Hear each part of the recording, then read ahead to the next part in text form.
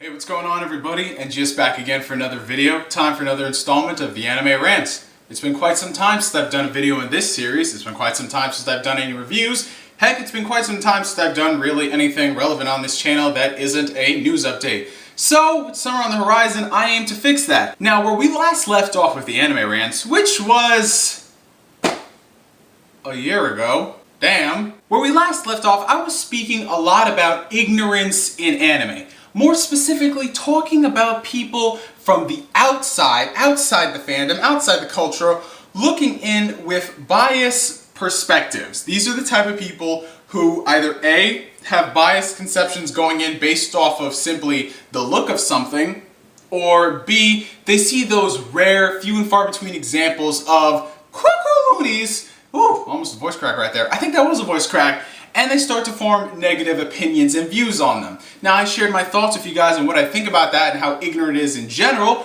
but I wanted to take it one step further. 12 months later, I want to give you guys my thoughts on something that's been going on more and more frequently in the fandom, in the culture, particularly with anime.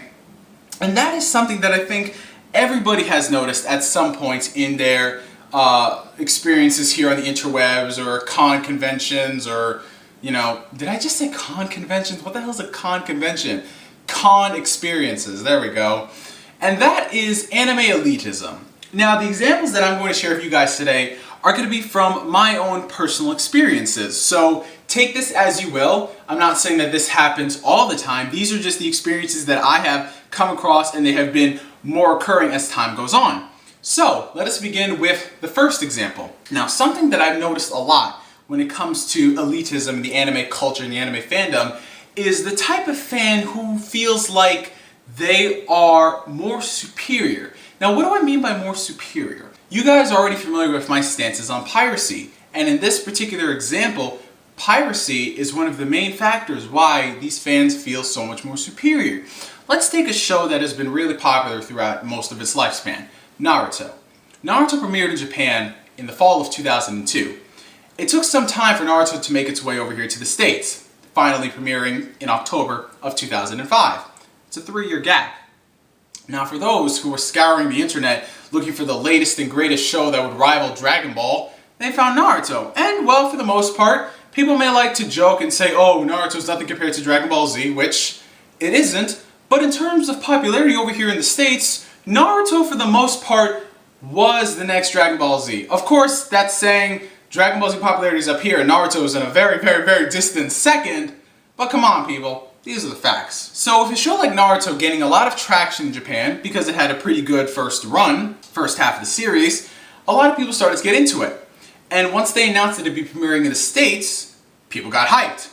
Those few select people who were checking out the Shonen Jump, they saw this show, they googled the series and they saw, oh wow, you can watch Naruto episodes right here. It's even more faster than the English dub, how can this be? And then they start realizing that, oh, it's airing in Japan. And so the fans, they start watching the show, and something starts to happen with them. Something starts to form. They're so far away from what's going on in the English dub. The English dub would be at episode 10, and they would be watching the episodes that are 3 years ahead. And they start to get this stigma. They start to feel better. Their chest pumps up. They're like, yeah, I'm a better fan. I know more in the story about what's going on here. Yeah, I'm cooler.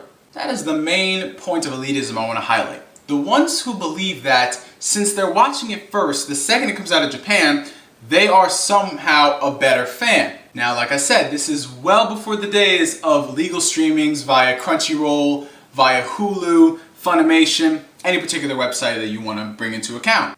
These are well before the days of simultaneous releases in both North America or Japan. These are well before the days of Blu-ray and DVD releases within the same year. I know that's crazy, right? These type of people believe that if they were watching it online, they're better than the people who waited for the official English translations, the official dub, the official manga to come out. And why do they act like this? Why do you say that? Well, I think it stems over from this. Number one, the show is in a different language. Already, that makes it cooler because it's already going to alienate a certain group of people, a certain demographic. Number two, it comes from a different land, from a faraway place, from faraway people. And number three, it's farther ahead. ahead in the story than what we're getting over here.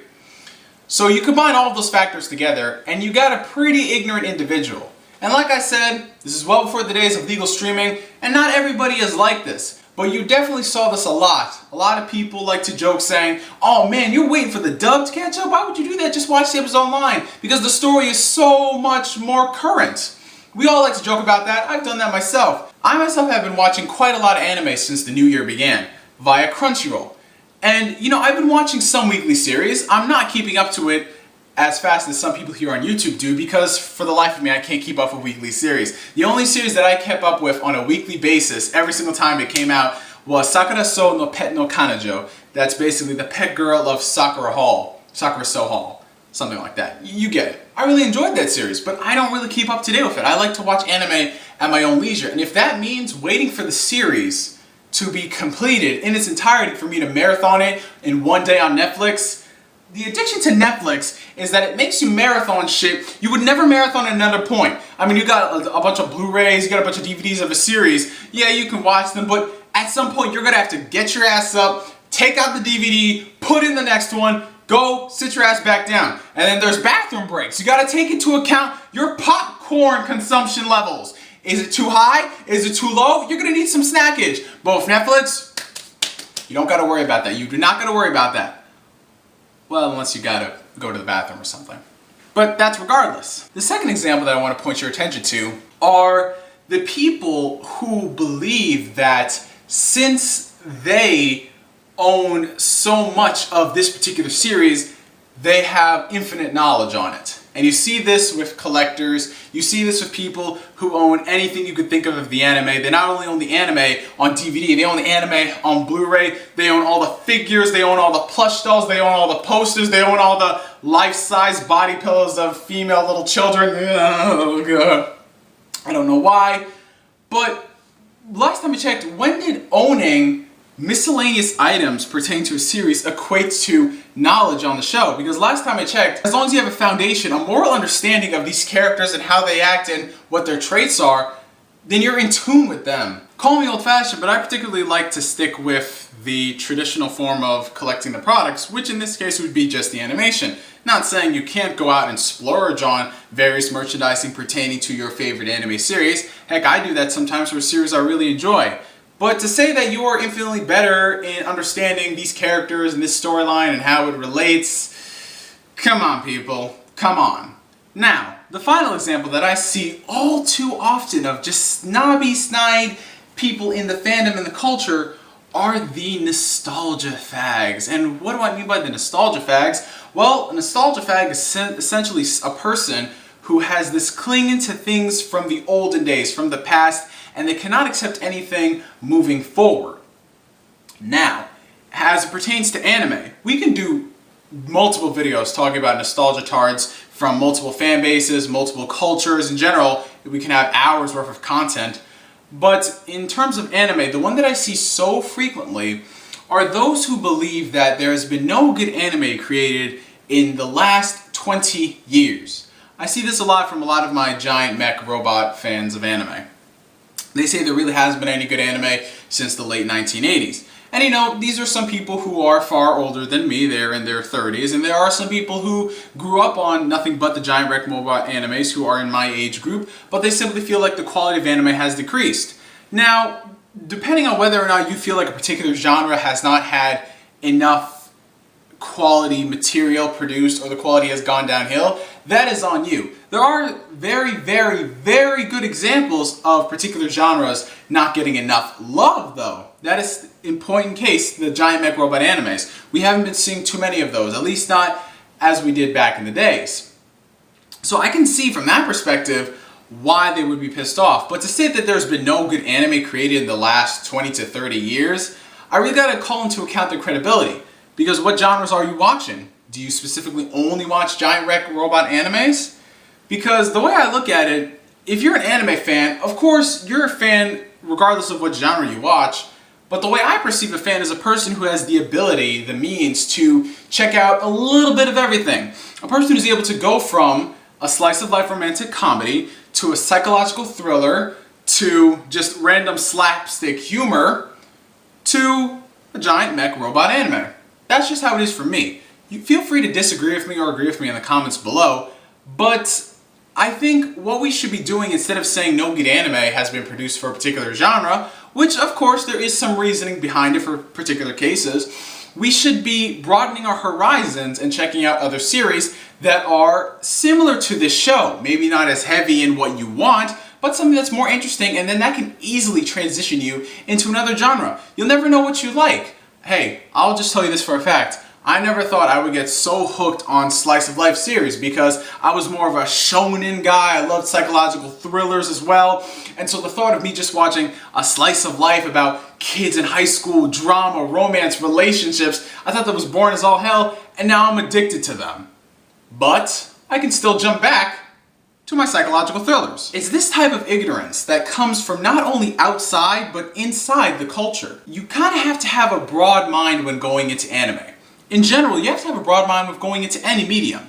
There's going to be its high points, there's going to be its low points. There are going to be genres that are going to have a lot more attention paid to them, such as the ecchi harem series, and then you're going to have your niche titles which get no love outside of that target demographic. But sitting here and complaining, saying that, oh man, there are no good shows out, or oh man, I'm such a better fan than you, it's not really promoting anything good. It's not promoting anything worthwhile. It's just promoting more warfare between the anime fans. And do people really want that? Of course, drama's gonna exist no matter what you say, but come on people, aren't we just supposed to be getting on here, talking about anime, battling about which character is better, which series we enjoy more, instead of arguing about shit that really doesn't help because we're not even watching the anime to begin with? That's just me. Anyway, I hope you enjoyed this installment of the Anime Rants. Post down in the comment section, have you experienced this form of anime elitism? Tell me your stories, post your video responses. What do you want to see next on the Anime Rants? Post your thoughts down below in the comments section. Make sure to like me on Facebook, follow me on Twitter, links down below for your leisure. I'm GS signing out, and like always, I will catch you guys later. Peace.